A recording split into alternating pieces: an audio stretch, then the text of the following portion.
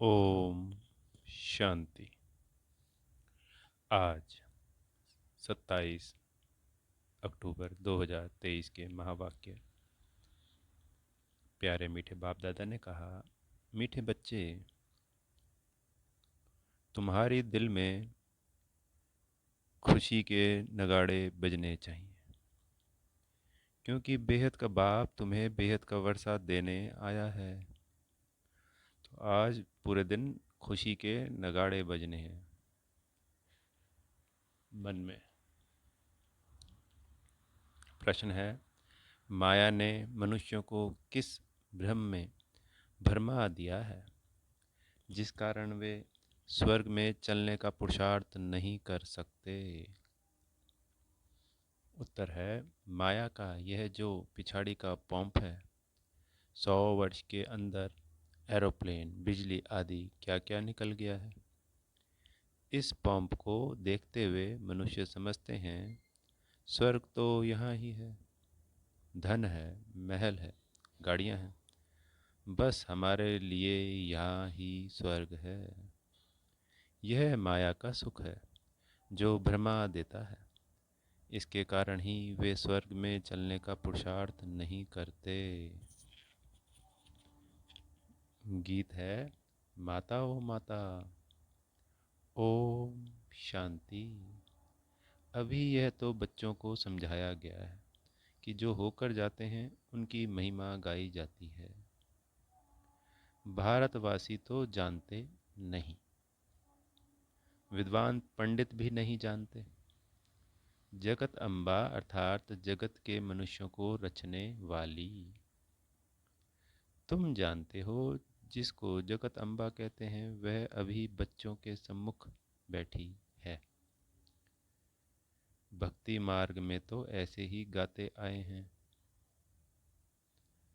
तुम बच्चों को अभी ज्ञान मिला है, अर्थात जगत अम्बा का परिचय मिला है।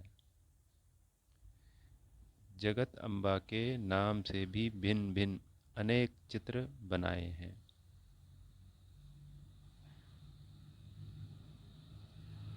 वास्तव में तो एक ही जगत अम्बा है।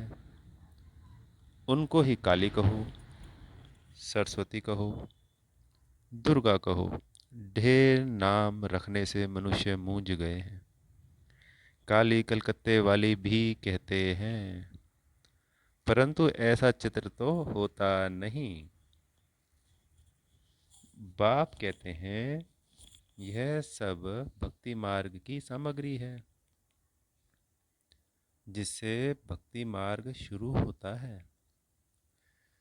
तब से रावण राज्य भी शुरू होता है। यह तो मनुष्य जानते नहीं कि रावण क्या है, राम क्या है। यह बेहद की कहानी है। तुम बच्चे अब जानते हो। रावण राज्य पूरा हो फिर राम राज्य शुरू होता है।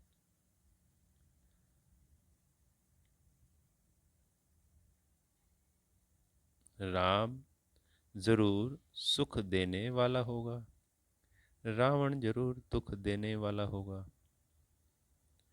भारत में रावण राज्य है तो उनको शोक वाटिका कहा जाता है। बाप ने समझाया है, तुम सब इस समय रावण राज्य में हो। मुख्य भारत की ही बात है। रावण राज्य में तुम भ्रष्टाचारी बन गए हो।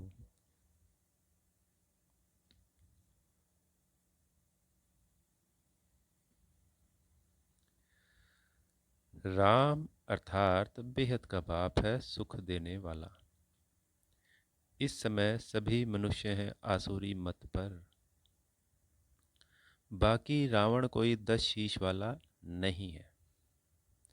यह है 5 विकारों की मत, जिसको रावण मत कहा जाता है। शिव बाबा की मत है श्री मत। अभी आसुरी संप्रदाय है न। यह बेहद की बात है। श्रीमत से 21 जन्म सुख पाते हैं। आसुरी मत से 63 जन्म तुमने दुख पाया है। तुम जानते हो यह रावण है बड़े ते बड़ा दुश्मन, जिसको जलाते रहते हैं। समझते नहीं कि आखिर इन रावण को जलाना हम बंद कब करेंगे। कहते हैं यह रावण को जलाना तो परंपरा से चला आता है। एफिजी बनाए जलाते रहते हैं। बरोबर इस रावण ने सबको सुख दुख दिया है, खास भारत को। तो रावण बड़ा दुश्मन हुआ न, परंतु इस बेहद के दुश्मन का किसको पता नहीं है। बेहद का बाप आकर बेहद का सुख देते हैं, ऐसी सहज बात भी कोई विद्वान पंडित आदि जानते नहीं।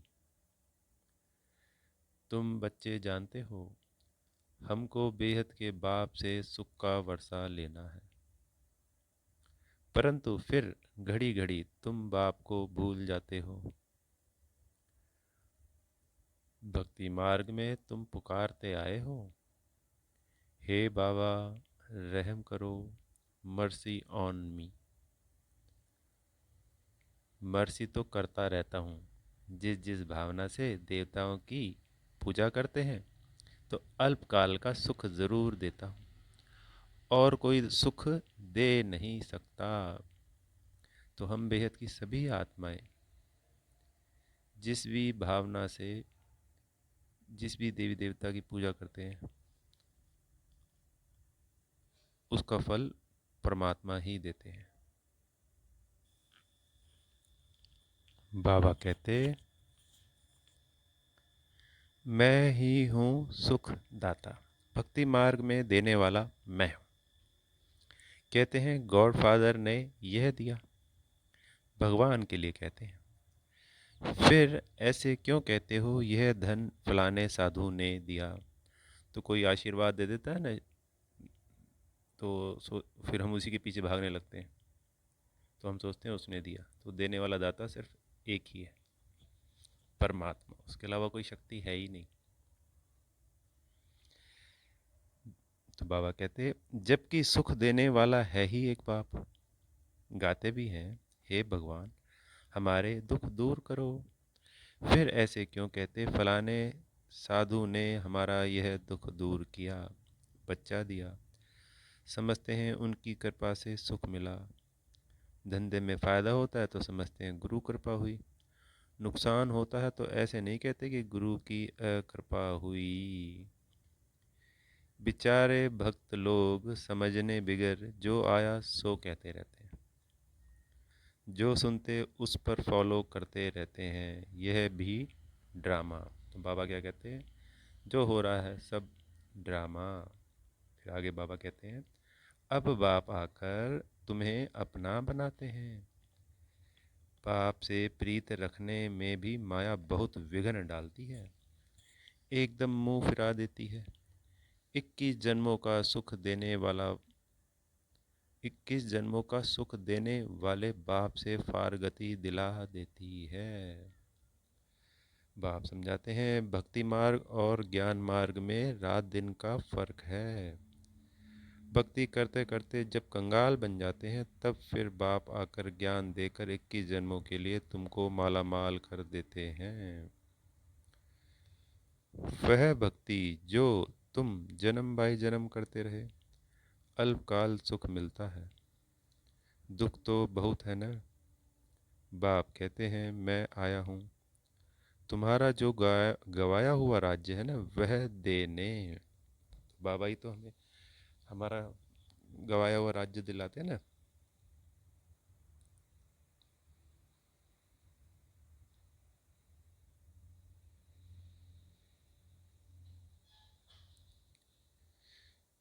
बेहद की बात हुई ना, बाकी और कोई बात नहीं।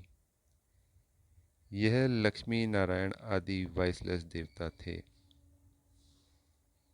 उन्हों के महलों में कितने हीरे जवाहरात होंगे, तुम आगे चलकर बहुत कुछ देखेंगे।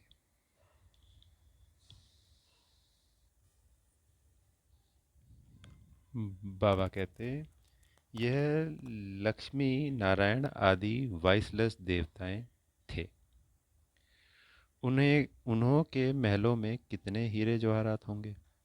तुम आगे चलकर बहुत कुछ देखेंगे। जितना नजदीक आते जाएंगे उतना स्वर्ग की सीन देखते जाएंगे।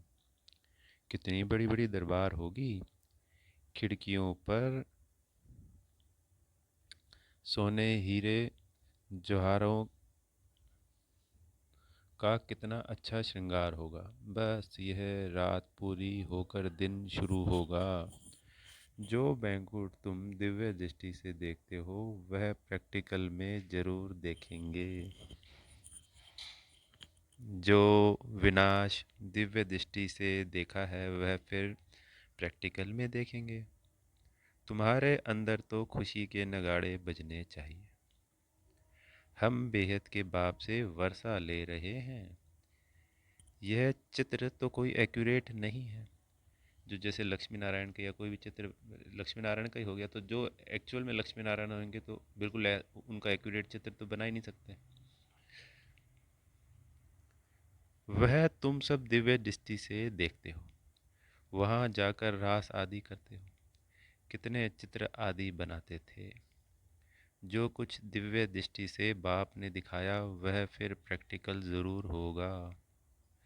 तुम जानते हो यह छीछी दुनिया खत्म हो जाएगी। तुम यहाँ बैठे हो श्रीमत पर अपना स्वराज्य लेने के पुरुषार्थ में। कहाँ वह भक्ति मार्ग, कहाँ यह ज्ञान मार्ग। यहाँ भारत का हाल देखो क्या हुआ है। खाने के लिए अन्न नहीं है। बड़े बड़े प्लान बना रहे हैं, टाइम है बाकी थोड़ा। उनका प्लान और तुम्हारा प्लान देखो कैसा है। यह बातें कोई शास्त्रों में नहीं है। रामायण आदि में कितनी कहानियां लिख दी हैं, परंतु ऐसे तो है नहीं। रावण को फिर वर्ष वर्ष क्यों जलाते हैं। रावण को जलाया तो वह खत्म हो जाना चाहिए। भक्ति मार्ग की आमदनी कैसी और ज्ञान मार्ग की आमदनी कैसी है। तो भक्ति मार्ग में सिर्फ ज्यादा से ज्यादा अगले जन्म तक का, और यहाँ पे सिर्फ एक छोटे से पुरुषोत्तम संगम युग के जन्म पर अगले 21 जन्मों का।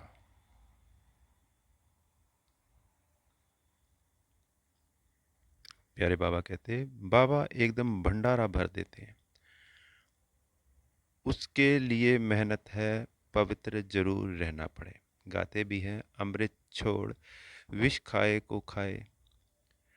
अमृत नाम से अमृतसर में एक तालाब बना दिया है। तालाब में डुबकी मारते हैं। मानसरोवर नाम का भी एक तालाब बना दिया है। मानसरोवर का अर्थ भी नहीं समझते हैं। मानसरोवर अर्थात निराकार परमपिता परमात्मा ज्ञान सागर मनुष्य के तन में आकर यह ज्ञान सुनाते हैं।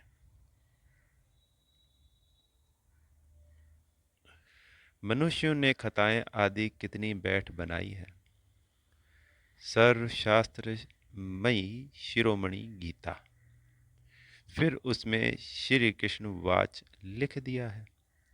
फिर श्री कृष्ण के लिए भी कितनी बातें लिख दी हैं।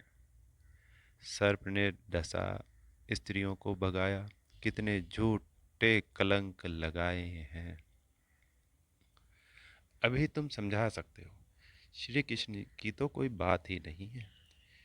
यह तो ब्रह्मा द्वारा परमपिता परमात्मा सभी वेदों शास्त्रों ग्रंथों का सार बैठ बतलाते हैं। मीठे बाबा कहते हैं, नंबर 1 है श्रीमद् भगवत गीता। भारतवासियों का धर्मशास्त्र एक ही है। उसको खंडन कर दिया तो बाकी बाल बच्चे वेद शास्त्र हैं, सब खंडन हो गए। बाप कितनी अच्छी रीति समझाते हैं, फिर भी चलते चलते माया के थप्पड़ खाते रहते हैं। धारणा नहीं करते हैं। यह है युद्ध स्थल। तुम हो बच्चे जो ब्राह्मण बने हो, गीता आदि में तो कोई ऐसी बातें नहीं लिखी हैं। ब्रह्मा की मुख वंशावली है। ब्रह्मा द्वारा यज्ञ रचा गया है। रुद्र ज्ञान यज्ञ तो बरोबर है। फिर युद्ध का मैदान कहाँ से आया?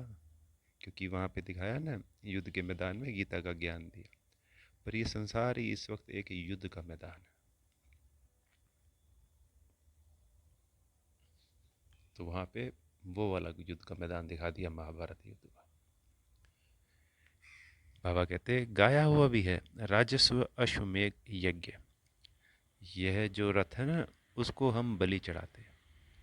किस रथ को? इस शरीर रूपी रथ को मैं आत्मा बलि चढ़ाता हूँ। वह फिर दक्ष प्रजापिता का यज्ञ रच घोड़े को बैठ सवाह करते हैं। क्या क्या लिख दिया। तुम जानते हो सतयुग में भारत स्वर्ग था, तो जरूर वहां बहुत थोड़े ही होंगे। देवी देवता थोड़े थे। जमुना के कंठे पर बरोबर राज्य होगा। सिर्फ देवी देवताएं राज्य करते होंगे। वहां तो गर्मी आदि होती नहीं जो कश्मीर शिमला आदि जाना पड़े।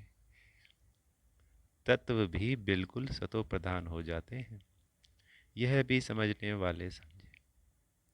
सत्युग को स्वर्ग कहा जाता है, कलयुग को नरक कहा जाता है। द्वापर को इतना नरक नहीं कहेंगे। त्रेता में भी दो कला ही कम होती है। सबसे जास्ती सुख स्वर्ग में है। कहते हैं फलाना स्वर्ग पधारा, परंतु स्वर्ग का अर्थ नहीं समझते हैं। स्वर्गवासी हुआ तो जरूर नरक में था ना। हर एक मनुष्य नरक में है। अभी बाप तुमको बेहद का राज्य देते हैं। वहां तो सब कुछ तुम्हारा रहेगा। तुम्हारी पृथ्वी, तुम्हारा आकाश। तुम अटल अखंड शांति में राज्य करेंगे। दुख का नाम ही नहीं होगा। तो उसके लिए कितना पुरुषार्थ करना चाहिए। अवस्थाएं बच्चों की कैसी हैं जानते भी हैं। हमारे मम्मा बाबा बहुत अच्छी रीति पुरुषार्थ करते हैं। क्यों नहीं हम भी पुरुषार्थ कर वर्षा लेवें। बाप कहते हैं बच्चे थक मत जाना, श्रीमत पर चलते रहना। श्रीमत को कभी भूलना नहीं है। इसमें बड़ी सावधानी चाहिए। जो कुछ करो पूछो बाबा, ह- हम इसमें मूझते हैं, इसे करने में हमारे ऊपर कोई पाप तो नहीं लगेगा। बाबा कभी कोई से लेता नहीं है। भक्ति मार्ग में भी ईश्वर अर्थ दान करते हैं तो रिटर्न में फिर लेते हैं। शिव बाबा लेकर क्या करेंगे? उनको कोई महल तो नहीं बनाने हैं। सब कुछ बच्चों के लिए करते हैं। मकान बनवाते हैं, वह भी तुम्हारे पिछाड़ी में रहने के लिए। तुम्हारा यादगार मंदिर भी यहाँ है, तुम भी यहाँ बैठे हो।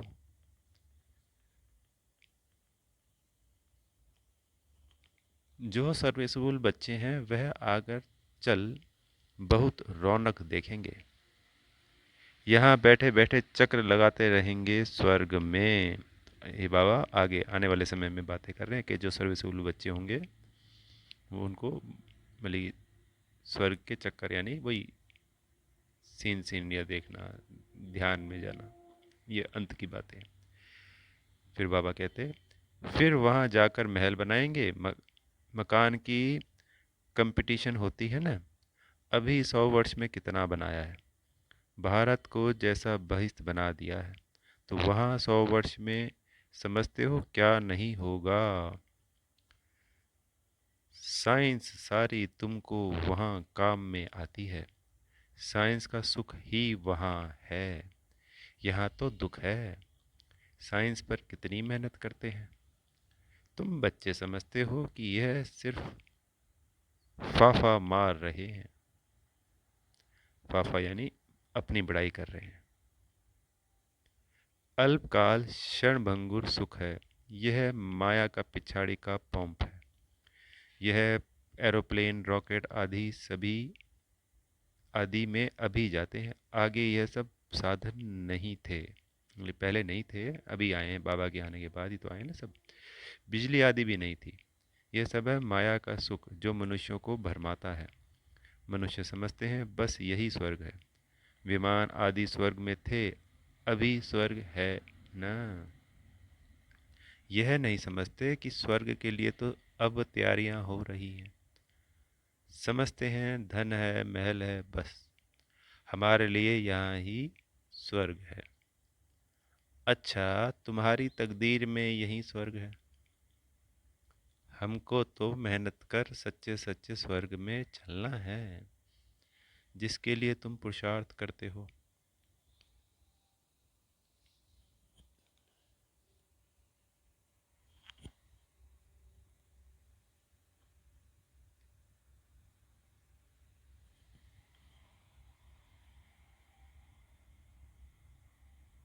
पुरुषार्थ में ढीला नहीं पड़ना, गृहस्थ व्यवहार में रह पुरुषार्थ करना है, सर्विस करनी है।